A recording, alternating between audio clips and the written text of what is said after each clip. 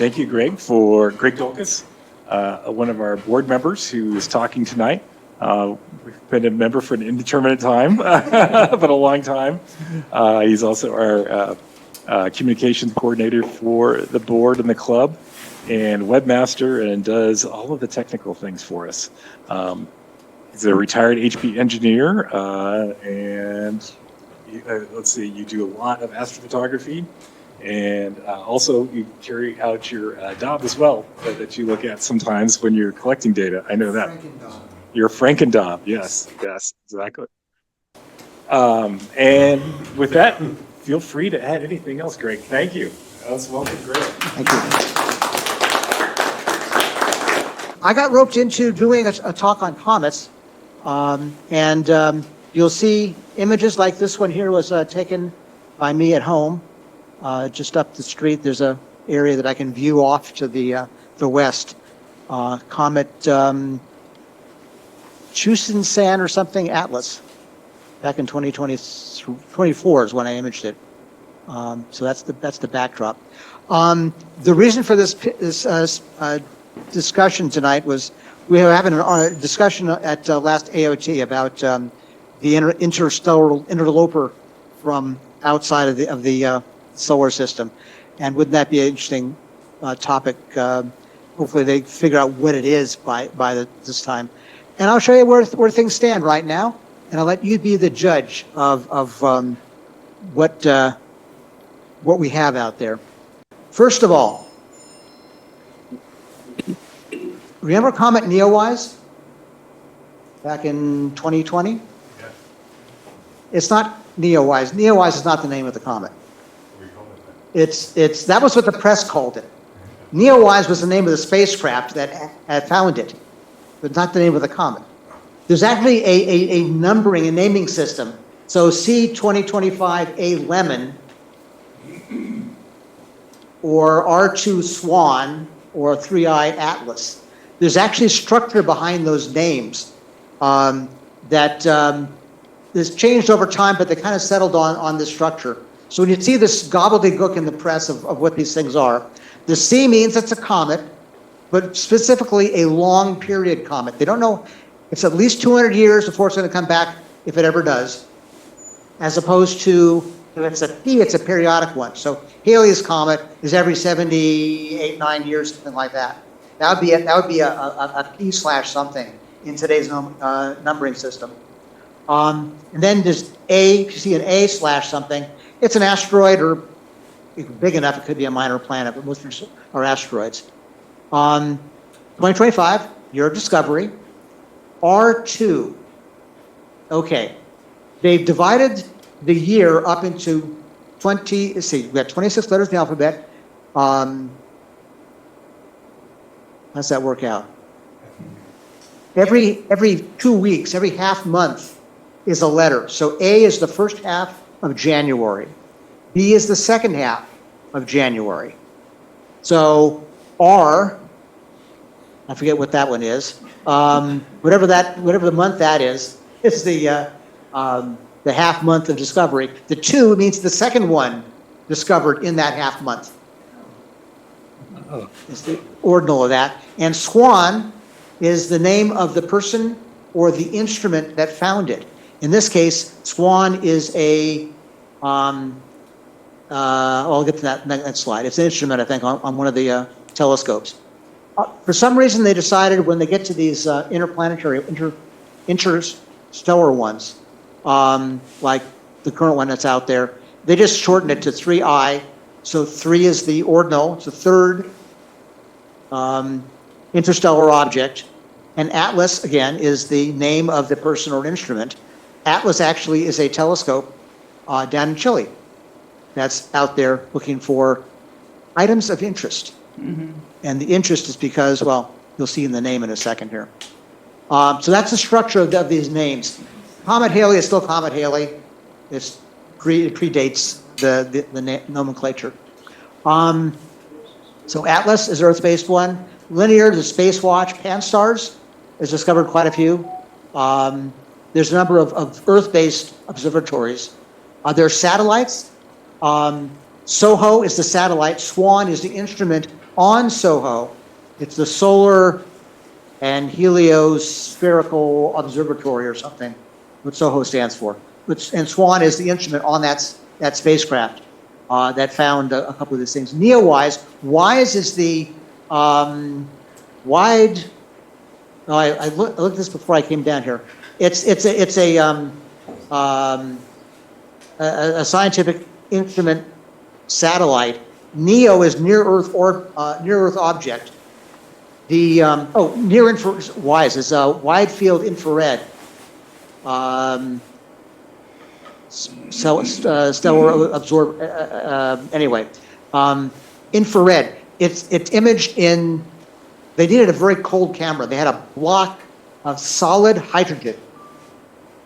You can imagine something cold enough to be solid hydrogen. That's a block of ice, but made out of hydrogen, and that's how they cooled the camera on that spacecraft.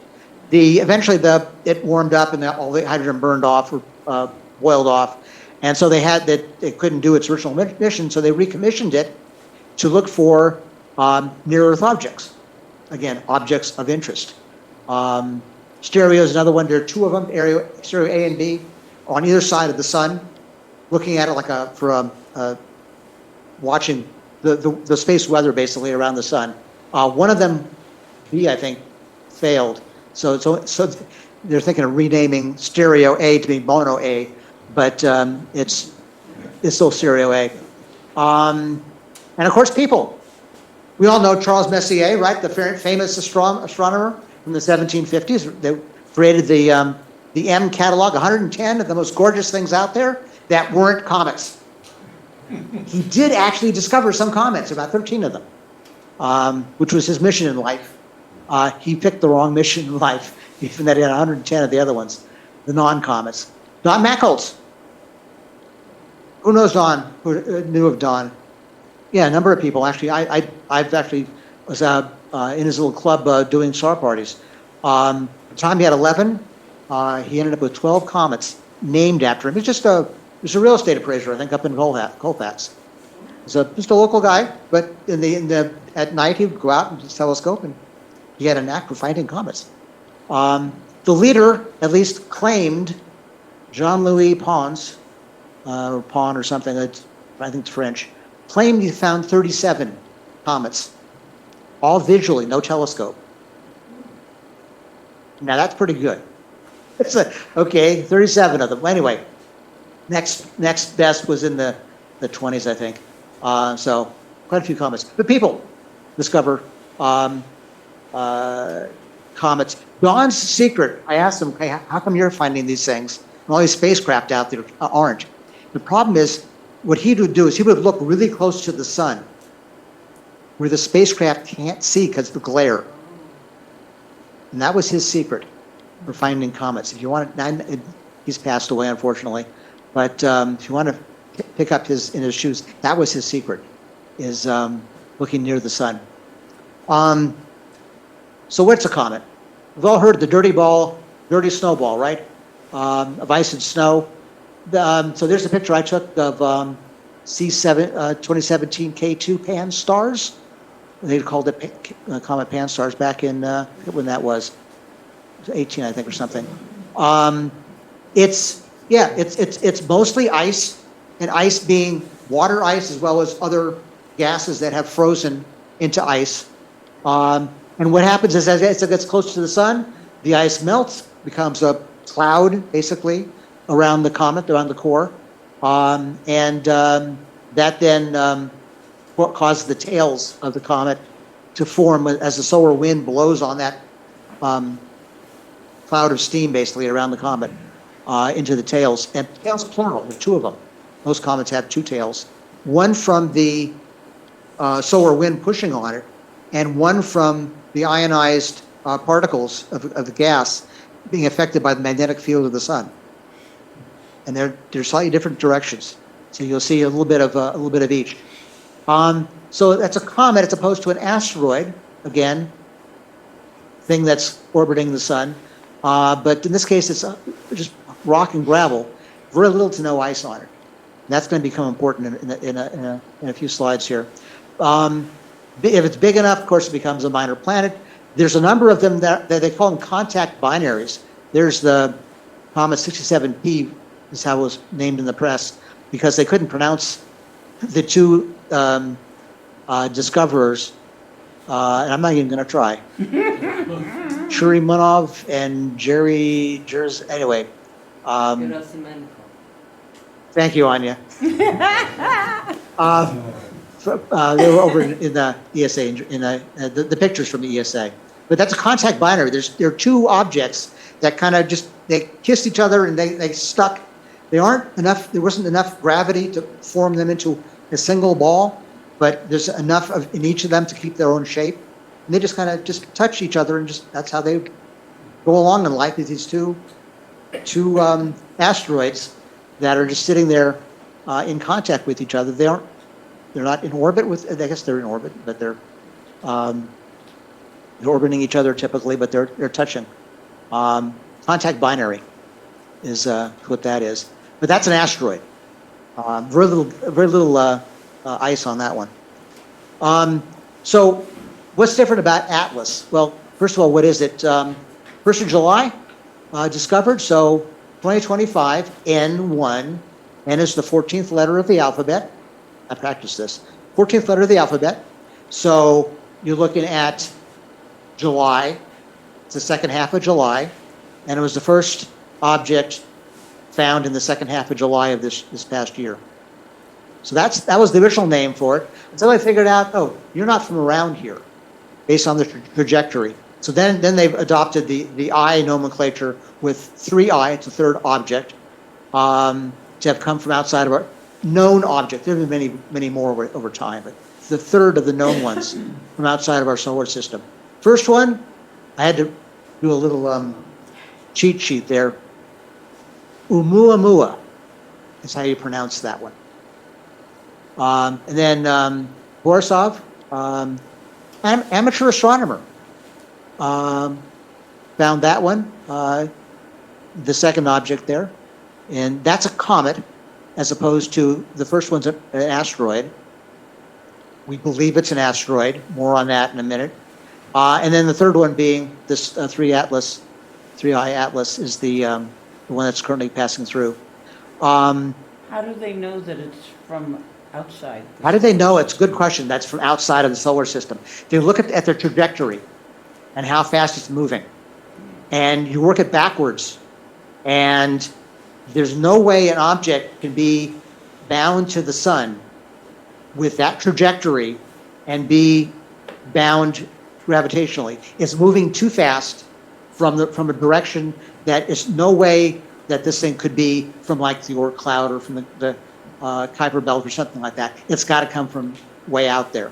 And being from that far out, we don't know when it was created. We know when our solar system was created, but we don't know when this thing was created, because it's not from around here. So yeah, good question. Atlas, I should put on an earlier slide. The asteroid terrestrial impact last alert system. It's a survey telescope in Chile. That one bothers me, that name, just for what it's trying to do, right? Last alert. These are objects of interest that might be impacting Earth. There's a number of these programs out there besides Atlas that are doing this kind of a survey.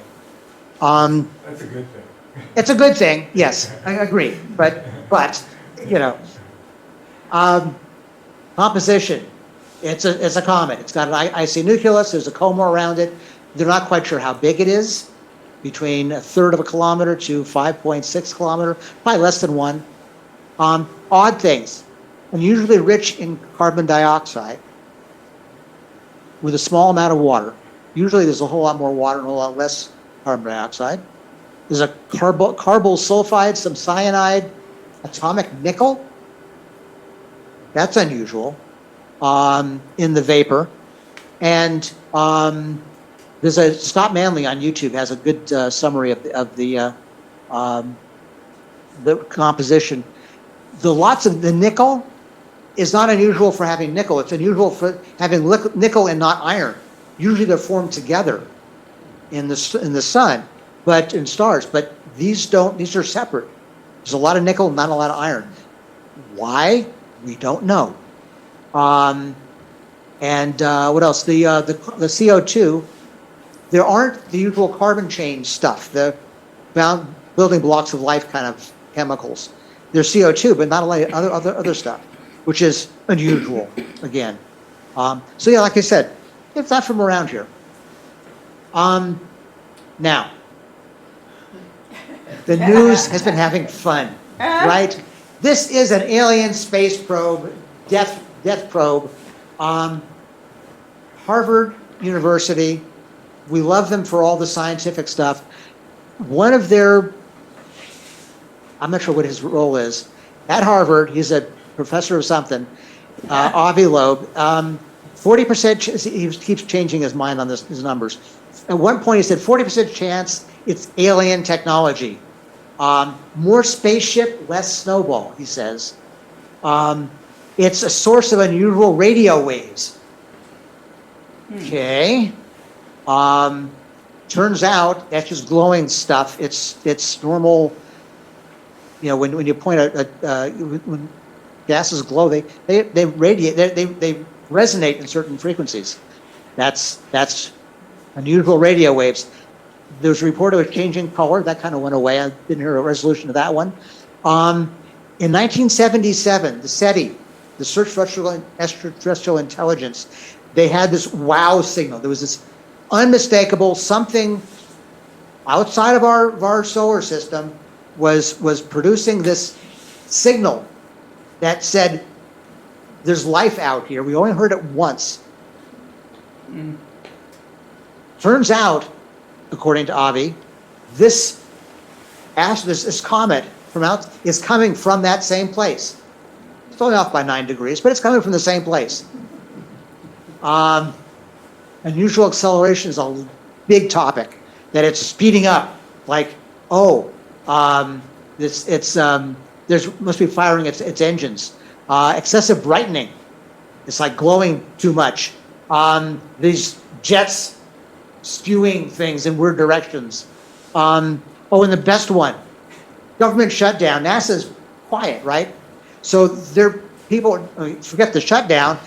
They're having a cover-up, right? NASA's not saying anything because this is actually extraterrestrial, and it's like, you know, the Area 52 or Area 51, whatever, 51. Yeah, there's a government cover-up going on. So that's a great thing. So Avi actually has three. Well, first a little bit about him. Zagala is director of Institute of Theory and Computation at Harvard. Member of President's Council of Advisors. It's a little scary. Former chair of the Board of Physics and Astronomy. Several books on extraterrestrial life. There's 2 of them. There's quite a few books. He gets around. He's been quite vocal about things.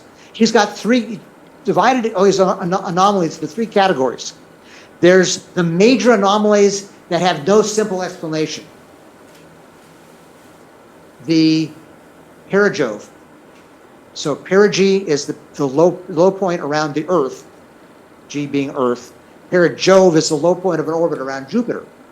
Turns out that the distance that the comet's going to come to Jupiter happens to be right about where the hill radius is. Now, the hill radius is the distance from a planet where its gravity and the sun's attraction are about balanced. And according to Avi, if you wanted to drop a probe into Jupiter orbit, that's where you would do it from. Therefore, because it's heading for the hill radius on Jupiter, it must be an extraterrestrial probe mothership wanting to drop those sub-probes into Jupiter orbit. Got to be, right? The arrival times happens to be arriving when these conjunctions with with our planets. Oh, and by the way, the interesting stuff happens when it's out of view of the Earth, on the backside of the sun. Very suspicious that it happens to be behind the sun when this stuff is happening. I didn't get this one. Comet is massive. there was some calculation he did that you couldn't have, given all the comets that are coming through, there's no way, there's not enough material in deep space to create these comets with the size and frequency that we've been having them. Therefore, it must have been created intentionally from materials on a planet or an asteroid or something. Couldn't have just happened. Anti-tail, that's again these jets of material coming out. Could be a, what did he call this? A defense shield to mitigate risk from micrometeorites. Shields up, guys. We're going to fire a jet out the front of this thing to make sure that we're not going to get impacted by other stuff in space. This is people on this cometary thing. They're protecting themselves by shooting these jets out. The gas plume, of course, is an artificial origin, and the chemistry of it, and some of these the way the orbit aligns from itself can't have been chance. It must have the intent of being in that particular orbit. So these are things that are major anomalies, but there's no simple explanation for them. Medium anomalies could be a statistical fluke, so that the wow signal could have been a chance that it happened to arrive from the same direction. And there's this polarization that's got a very extreme negative. I'm not sure what that means. It wasn't the article didn't explain what a negative polarization. I guess most things are positive. Minor anomalies, potentially unique in origin. The gas plumes, 4% water, hints. I love this. So if you go out in the morning in your car that's got a bunch of dew on it, right, and the dew evaporates off, you've got this little cloud of gaseous water off your car. Because there's only 4% water in the gas plume, it must be that there is actually a solid surface to this thing, a metal or other solid surface that collected some dew in deep space. And that dew is now boiling off of this object, technological object, he called it. The brightening faster than known comets must be they turned on an engine. Makes sense. And the anti-solar jets, again, could be thrusters, hoping to either get around other objects or change its orbit. It doesn't necessarily mean there's a person there. It could just be a guided Yes, object. yes. Good point. He's not claiming there are people on this thing, but this thing is, according to him, could have been a piece of technology that was directed at our solar system and is now doing its function. Its technology is active and protecting itself and guiding itself and doing all these things. Yeah, it doesn't mean there are people on board. Just No, there's guidance. it's doing what the guidance stuff's happening. So images of comets. There was a I love this thing on social media. NASA published an image, I'll show it in a minute here, from one of the Mars orbiters, kind of fuzzy. And people are all up in arms about this thing being fuzzy. It's like, how dare you give us this low quality image? I mean, they're expecting science fiction kind of images. And so comets are hard to image, fundamentally. They move, and they move different than the stars move. This is a picture I took of 2023 E3 ZTE. I'm not sure what ZTE was. That's 40 30-second images back to back, and I tried to stack them. And I could make it so that the comet was in one place, and then the stars moved, which is what this is. Or I could make it so that the stars were sharp, but then the comet looked like a big glowing bar across the screen. And in theory, the software can do both. I couldn't get it to work on that, but this is it's a kind of cute picture.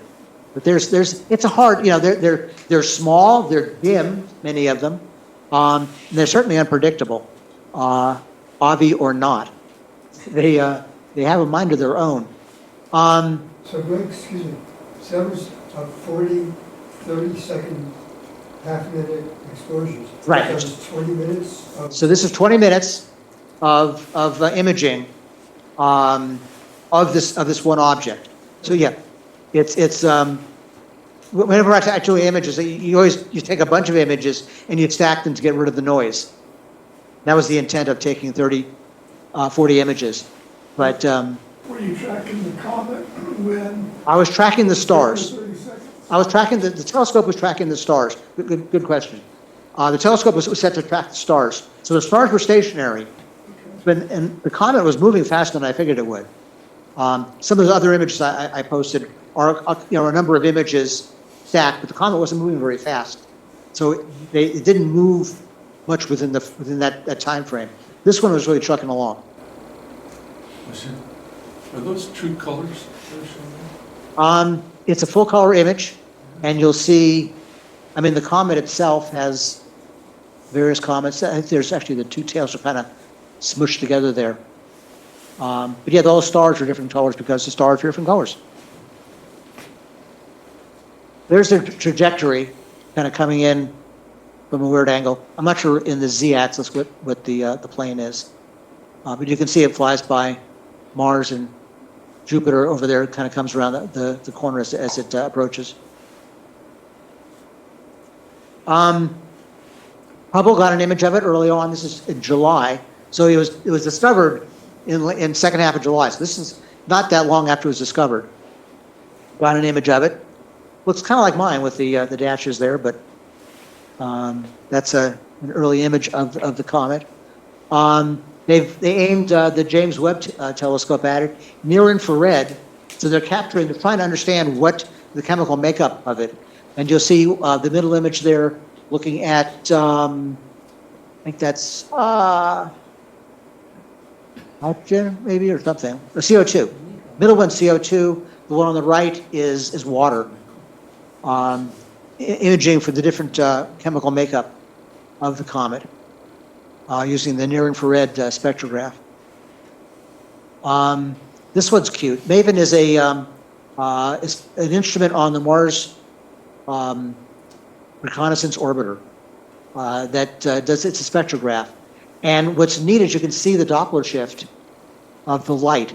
So relative to the speed of Mars, you've got Mars itself is stationary, it's zero. You've got interplanetary hydrogen because Mars is moving through the solar system, so interplanetary gas is blowing. And then this thing is off, even further off to the side, so it's moving at a very different speed compared to Mars in its orbit. That's how you can they can tell part of the trajectory there with that. And this is the one that caused all that grief. Here's in October an image from HiRISE, which is the high resolution. Oh God, what's it called? It's an instrument on the Mars Reconnaissance Orbiter. It's designed to look for rocks and mountains and craters on Mars. It's not designed to image comets. But they thought, it's within the field of view. Let's see what we can capture. And that's what they captured. And it caused all kinds of stir. I don't know, people, you can't please them. But just an idea of the size and the distance. Here it's past, I think it's past perihelion, so it's the tail is in the direction, sun's behind it basically to the upper right. Shouldn't tail be at the back, not at the front? Sorry? Shouldn't the tail be at the back, not on The tail faces away from the sun. So if it's after perihelion, the sun will be up and to the right and the tail is going down to the left, which is where it's heading, but it's heading away. Depends on which tail, right? Both the two tails tend to be, so the question is which tail? Both tails tend to be close to each other. Although I suppose that could be a reason for the odd tails from this one as it was going closer to the sun. Maybe some magnetic disturbance ran a tail off in a different direction because of the magnetic field. But your thoughts. is this an example of, extraordinary claims requiring extraordinary evidence, which we don't have? Or is this a sufficiently advanced technology that we're looking at as kind of magical? Any conjectures about actual origin out of the solar system, but tracing that, So you're asking where to come from, basically? right? If you run it backwards, they haven't figured it, they haven't identified any spot, any particular star system that's close by or something that would be from where it was from. If obvious suggesting is exploring each of the planets in this solar system from way out there, that's some heavy-duty planning, There's so many thousand planets out there. right? Could you pick one of them, is your question, that say, yeah, it was probably from there? I don't think our precision, our instruments are that finely tuned to be able to understand the trajectory between here and there and the thousands of years and who knows other stuff that's that's a good question, but I don't have an answer. I want obvious explanation. Avi did not, other than saying it was from where the wow signal came from, Right. off by 9 degrees, but from the wow signal. That's the only thing that I've seen from him as to where to look for the actual origin of this thing. So my book, it's just a comet. Well, did it actually do anything extraordinary? Did it actually? So did it do anything extraordinary? Apparently, the answer is no. All these observations have a margin of error, so the brightness increase within the margin of error. The jets going off in different directions. Jets can do things. Is there enough material on board? We don't know exactly how it's composed. Possibly, sure, they could do that. So, again, back to the extraordinary claims. There's easy ways of explaining that don't require extraordinary claims to the speculation work. So I would go with the obvious one, saying, yep, it's a comet. And it's not from around here. So let's learn what we can in terms of makeup to see maybe what's out in deeper space. But also, Avi said all these things about Oumuamua, right? And Avi, yes, it's a good point. Avi had some choice things to speculate about Oumuamua when it came through, and stirred up quite a speculative dance by the scientific community. On the problem with that one is we just didn't discover it until pretty late. It was already heading out of here and trying to chase this thing in a very short time frame. This one we caught on the way in. We've been able to track it through the solar system. So we have a lot more time on it. And right now it's below our horizon at night. I think it's going to start rising further up. And as it leaves, we may be able to get a glimpse of it. It's going to be pretty dim, but we may be able to actually get a picture of it from our hemisphere. So anyway, I'll leave you with speculation. You can figure out what you want to figure out for what it is. Well, I think also, too, Greg, you didn't find any other evidence of scientists supporting Avi's claims. And I have not found any other evidence supporting Avi's claims. Yeah. Scientists doing it. Yeah, there are no other Avi's out there that I know of. The press, of course, has, He's entertaining. yeah, they're reporting on these things. It gathers clicks, right? Anyway, there's Comets. Thank you.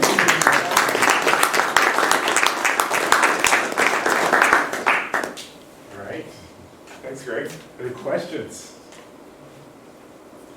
You guys have any theories? How many say Comet? Just a plain old, not somewhere else Comet.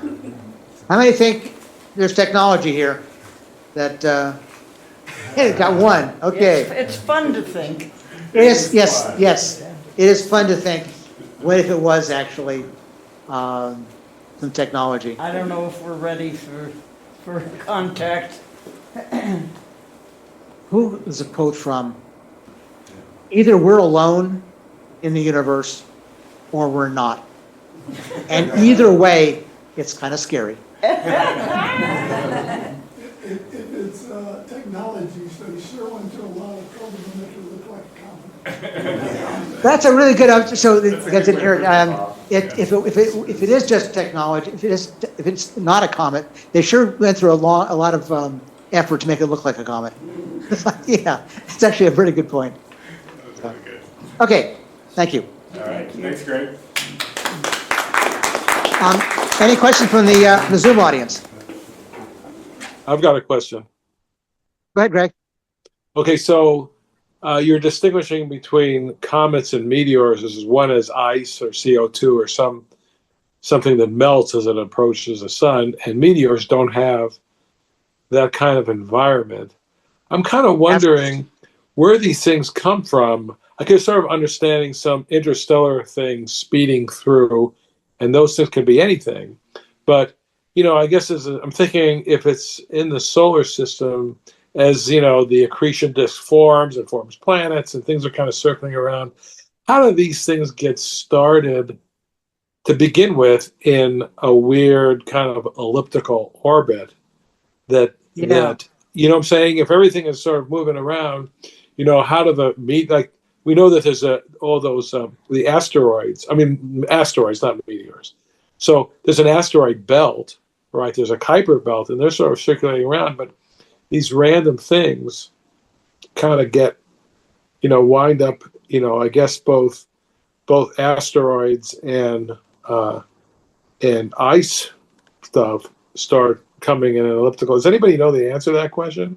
So asteroids, you saw the image of with the contact binary, right? You got two big rocks that are kind of bumping into each other. Right. They happen to bump really slowly, and they kind of got stuck. Imagine if they were faster. You got billiard balls that could be bouncing off each other, and they can ricochet and go and end up in a different orbit. And depending on what they come close to, the gravitational pull of these things. Maybe they get flung by planets or something, like a slingshot. Exactly. And Is that what you're that's saying?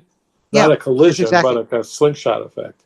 It can get slingshotted. So there's things out in the Kuiper belt, which are past the orbit of Pluto, that are they're running around out there, and they can get attracted to other things and get flung into the inner solar system and end up being a non-periodic comet going by the sun.